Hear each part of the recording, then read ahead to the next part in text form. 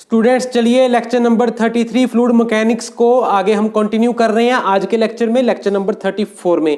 और आप देख रहे हो मैक ऑनलाइन लेक्चर्स, मेरे साथ मैं हूं आपके साथ एक सैनी।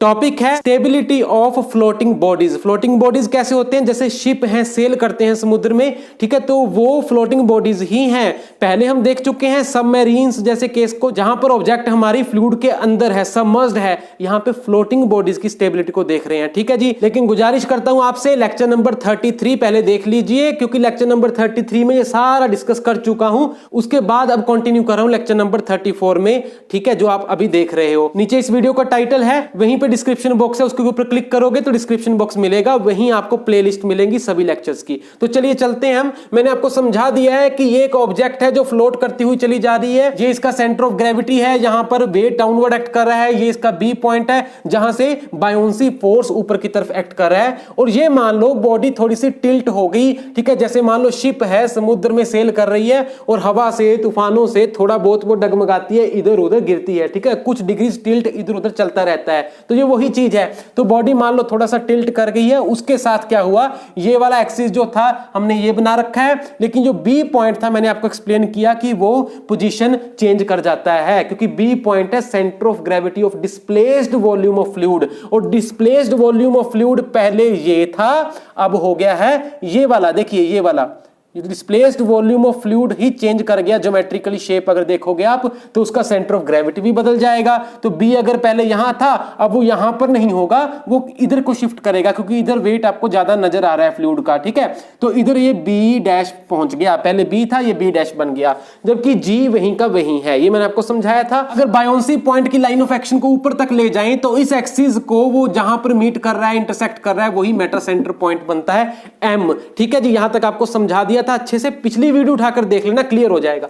अब देखो ये जो टिल्ट एक्सिस है, ये वाला एक्सिस मैंने दोबारा से 3 पोजीशंस में ड्रॉ किया है, 1, 2 एंड 3, ठीक है जी। तीनों में क्या क्या हमने चेंज रखे हैं? पहले में तो ये रखा कि देखो जी पॉइंट आपका यहां आ रहा है और यहां से एफ बी की जब आपने लाइन ऑफ एक्शन ड्रॉ करी तो एम पॉइंट आपको ऊपर जाकर मिल गया, ठीक है। यानी कहने का मतलब जी नीचे और एम ऊपर। एक तो कुछ ऐसी पिक्चर हो सकती है, तो ये मैंने वही बनाया, अभी जी नीचे आ रहा है इस एक्सिस के ऊपर और एम ऊपर। ये एक्सिस, इसके ऊपर जी नीचे, एम कहीं ऊपर, जी नीचे, एम कहीं ऊपर। एक तो केस ये बनता है, ठीक है। दूसरा केस क्या बन सकता है भाई? इसका उल्टा, जी ऊपर और एम नीचे। देखो जी ऊपर और एम नीचे, एक ये केस बन सकता है। तीसरा केस बन सकता है जी और एम एक ही पॉइंट पे आए, कि कोइंसिडेंस हो जाए, ये दोनों एक ही जगह पर आ रहे हैं, तो जी और एम एक ही जगह पर हमने दिखा दिए। ये केस तो आपको यहां पे बिल्कुल पिक्चर में स्पष्ट नजर आ रहा है। अब आपके मन में एक कंफ्यूजन हो सकती है कि भाई ये कैसे हो सकता है कि जी ऊपर एम नीचे, ये तो यहां पर विजिबल ही नहीं है। ये हो सकता है कैसे? देखो ध्यान से सुनना, ये जो जी पॉइंट है, G point is independent of tilt of this object, ठीक है। ये बॉडी कितना टिल्ट करती है, किस तरफ टिल्ट करती है, ये उस पर डिपेंड ही नहीं करता। जहां वो था वहीं पे ये रहेगा, ठीक है। जी पॉइंट चेंज नहीं होगा। और एक बात, ये जी पॉइंट इसकी मास डिस्ट्रीब्यूशन पर डिपेंड कर रहा है, ठीक है। ये पूरी बॉडी का मास जिस तरफ ज्यादा होगा, जी भी उसी तरफ ज्यादा होगा। तो जी पॉइंट तो भाई कहीं भी हो सकता है, यहां पर भी हो सकता है, यहां भी हो सकता है, यहां भी हो सकता है, यहां हो सकता है, यहां हो सकता है। डिपेंड कर रहा है इसका वेट कहां पर सेंट्रलाइज्ड है, वही जी पॉइंट है, ठीक है ना। बाय डेफिनेशन ही जी पॉइंट वो होता है। तो जी पॉइंट कहीं भी हो सकता है बॉडी का, जरूरी नहीं कि यहीं पर होना है। इसलिए ध्यान से देखो, तीनों पोजीशंस में एम पॉइंट मैंने तकरीबन वहीं दिखा रखा है, एम एक ही जगह दिखा रखा है, देखो एक ही लाइन में आपको समझाने के लिए। जबकि मैंने जी हिलाया है, जी या नीचे या जी ऊपर या जी बिल्कुल एम के ऊपर, ठीक है। नजर आ रहा है ना आपको? तो क्या कहने का मतलब है मेरा कि इस बॉडी की मास डिस्ट्रीब्यूशन पर डिपेंड कर रहा है कि जी कहां पर होगा, कहीं भी हो सकता है वो जी, ठीक है। अगर तो जी नीचे है या जी ऊपर है या बिल्कुल एम के ऊपर है, तो 3 पोजीशंस हमारी बनती हैं उस अकॉर्डिंग। और साथ में एक चीज और देख लो, जो एम पॉइंट है, मेटा सेंटर पॉइंट, ये किस वजह से आया? मेटा सेंटर पॉइंट आया सिर्फ और सिर्फ एक कारण से। वो कारण क्या था कि बायोंसी पॉइंट हिल गया था। देखो बी पॉइंट हिल रहा है, उसका जी से कोई लेना देना नहीं है, ठीक है। जी पहले जहां पर था अभी भी वहां रहेगा, जी का बी से कोई लेना देना नहीं है। जो बी पॉइंट है वो पॉइंट है जहां से बायोंट फोर्स लग रहा है और जितना वॉल्यूम उसने डिस्प्लेस किया है उसके अकॉर्डिंग बी डिसाइड हो रहा है। अगर बॉडी टिल्ट होती है थोड़ी सी तो बी पॉइंट यहां आया, अगर बॉडी और टिल्ट होती है, ठीक है, तो बी पॉइंट और उधर को शिफ्ट कर जाएगा, और बी अगर शिफ्ट होता है तो एम भी कोरस्पॉन्डिंगली चेंज करता जाएगा अपनी पोजीशन, ठीक है। तो एम की पोजीशन भी डिपेंड कर रही है सिर्फ एक चीज पर, वो क्या है, बायोंसी पॉइंट। और बायोंसी पॉइंट है लगातार चेंज हो सकता है, डिपेंड करता है टिल्ट के ऊपर ऑब्जेक्ट की, ठीक है जी, वो जी के इंडिपेंडेंट है। तो ये बातें आपको समझ में आ गई। तो इस हिसाब से, ठीक है, जी और एम कहीं भी हो सकते हैं बॉडी के। एम डिपेंड करेगा टिल्ट के ऊपर और जी डिपेंड करेगा मास डिस्ट्रीब्यूशन के ऊपर, तो ये कहीं भी हो सकते हैं, ठीक है। यहां एक और छोटी सी कंफ्यूजन वो भी देखते चलो। आप कह रहे हो भी एम तो बॉडी से बाहर है, तो इस केस में हमने क्या दिखाया, एम के ऊपर जी, ठीक है जी, और जी क्या है, सेंटर ऑफ ग्रेविटी, वो तो बॉडी के ऊपर ही हो ना। अगर जी एम से भी ऊपर चला गया तो एम से ऊपर जी जाने का मतलब है बॉडी से बाहर जी चला गया, फिर वो कैसे पॉसिबल है, इसमें भी कोई कंफ्यूजन नहीं है, ठीक है। ध्यान से समझो, जी बॉडी से बाहर नहीं जाएगा, जी तो बॉडी के ऊपर ही रहेगा। मान लो जी यहां ना हो करके यहां कहीं है, लेकिन एम डिपेंड कर रहा है कि कहां पर आएगा, बॉडी के बाहर आएगा कि अंदर आएगा, एम कहीं पे भी आ सकता है। अगर ये बी पॉइंट थोड़ा सा इधर होता, लाइन ऑफ एक्शन आप यहां से लेकर जाते तो एम यहां आ जाता बॉडी के ऊपर, जी तो पहली बॉडी के ऊपर है, ठीक है ना। तो इस केस में ऑर्डर उल्टा भी हो सकता है, जी बॉडी छोड़ के बाहर नहीं जाएगा लेकिन एम तो बॉडी पर आ सकता है ना, इसलिए ये सिचुएशन भी पॉसिबल है, और तीसरी तो पॉसिबल है ही फिर। इसलिए अब आपकी कोई कंफ्यूजन नहीं है। चलो अब जल्दी से स्टेबिलिटी देख लीजिए।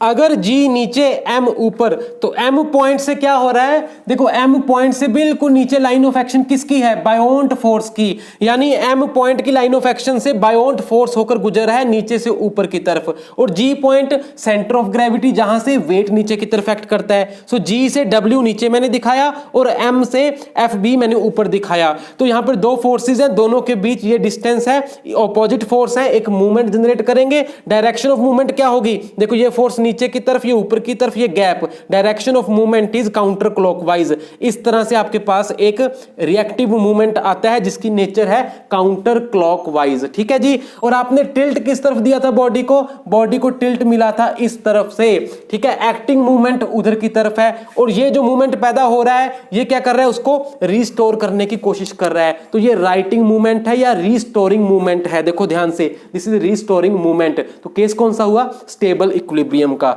ठीक है। This is a case of stable equilibrium of body, ध्यान दीजिए, क्योंकि यहां पर राइटिंग मूवमेंट पैदा हो रहा है जो उसको रिस्टोर करने की कोशिश कर रहा है, ठीक है जी। अब दूसरा केस देखो, G ऊपर है, M नीचे है, यहां से W नीचे, FB ऊपर, तो FB और W ये दोनों के बीच का गैप एक इस तरह से मूवमेंट जनरेट कर रहे हैं, और ये मूवमेंट क्या कर रहा है, ये मूवमेंट इसको और ज्यादा आगे ओवरटर्न करने की कोशिश कर रहा है। एक तो टिल्ट की वजह से, हवा के झोंके से मान लो बॉडी इतना टिल्ट हो गई, और दूसरा उसके बाद ये वाला जो मूवमेंट पैदा हो गया अब पोजीशंस की वजह से, तो उस मूवमेंट ने इसको आगे और ज्यादा ओवरटर्न कर दिया। तो ये अनस्टेबल है, total unstable case, unstable equilibrium का केस।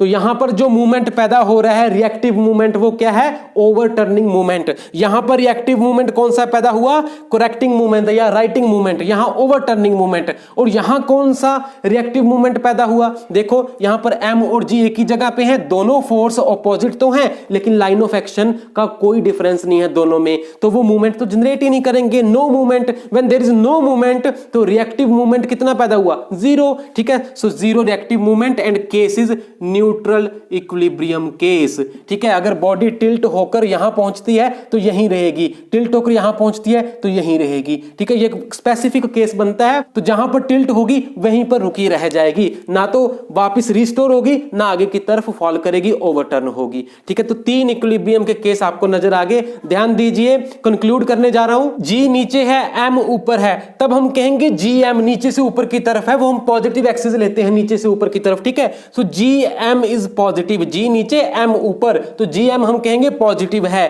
अगर GM पॉजिटिव आ रहा है तो उसको हम कहेंगे स्टेबल इक्विलिब्रियम का केस है, ठीक है।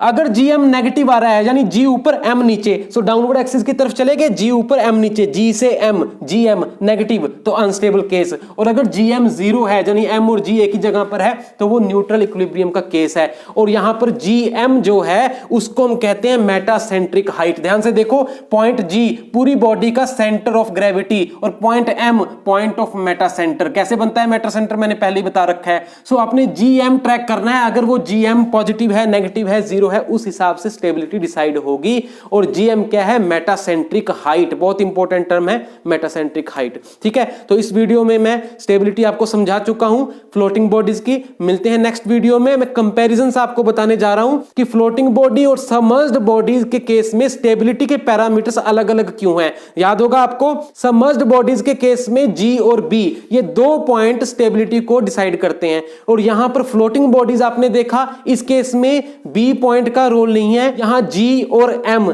ये 2 पॉइंट हैं जो कि स्टेबिलिटी को डिसाइड करते हैं। तो ये थोड़ा सा भेद क्यों है ये मैं आपको नेक्स्ट वीडियो में समझाऊंगा। उसके बाद मेटासेंट्रिक हाइट पर हम चलेंगे, कैसे कैलकुलेट करते हैं, ठीक है, एक्चुअल में। ठीक है जी, मिलते हैं जल्दी। Thank you very much.